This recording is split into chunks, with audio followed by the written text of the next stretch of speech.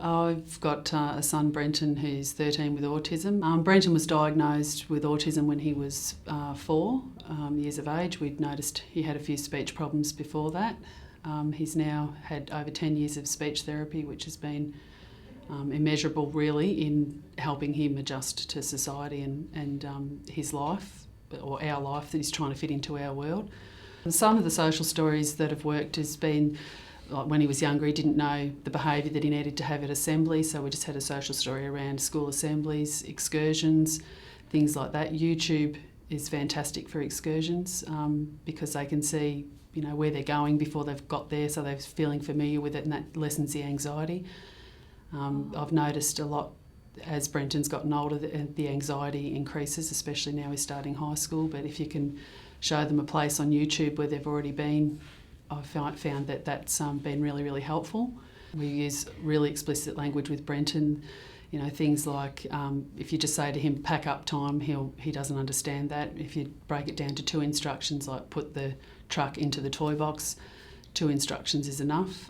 He'll do that then rather than just say pack up and he doesn't understand exactly what pack up means. Brenton really likes technology. The YouTube clips and things like that have been fantastic. He has an iPad at school and he has a laptop because his hand fatigues really quickly with writing. We've done lots of occupational therapy, but he has a very awkward writing style. So he always uses a laptop so that the words can come out quicker than if he writes them. When Brenton was younger, we used to write events in the calendar, like things like if the integration aide was going to be away or there was going to be a teacher change, because he responds a lot better if he's warned of these changes, as most kids with autism would.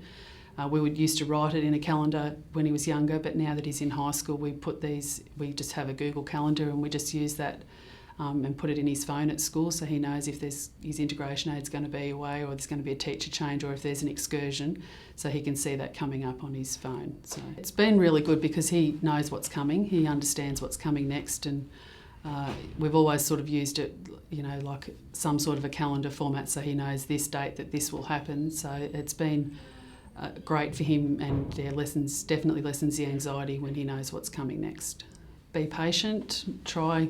You know, if it doesn't work the first time, maybe try it again next time, or try 5 or 6 different ways to try and find the path in. Brenton can't concentrate for great periods of time, and he needs his chill out time. He needs time where he's just going to maybe go and just, you know, look at something on the iPad, or he might want to play Lego for a little while, and just give those little breaks so that, you know, his brain gets a little bit of switch off time, because it's really quite difficult.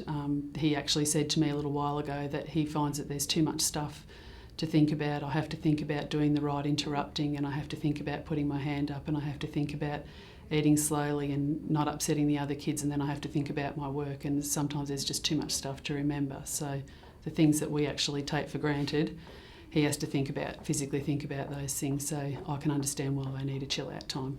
Probably the greatest challenge is everybody else's understanding. They don't understand, and a lot of people are very intolerant and just, you know, think that they're being naughty or acting up. And I learnt a long time ago to stop being judgmental, because you don't always know what's going on. If you see something happening in a supermarket, you don't always understand what the greater plan is, or what's actually going on and why they're doing that. Highlights would definitely be the very unique way in which the world's viewed from Brenton. It's very clear cut to him, and he's brutally honest. We've had a few near misses, and he says it how it is, and sometimes it can be really funny, and other times you just shake your head and think, oh, someone's going to whack me. But he has a very unique way of viewing the world, and he doesn't have a mean bone in his body, and it's a really lovely way to be.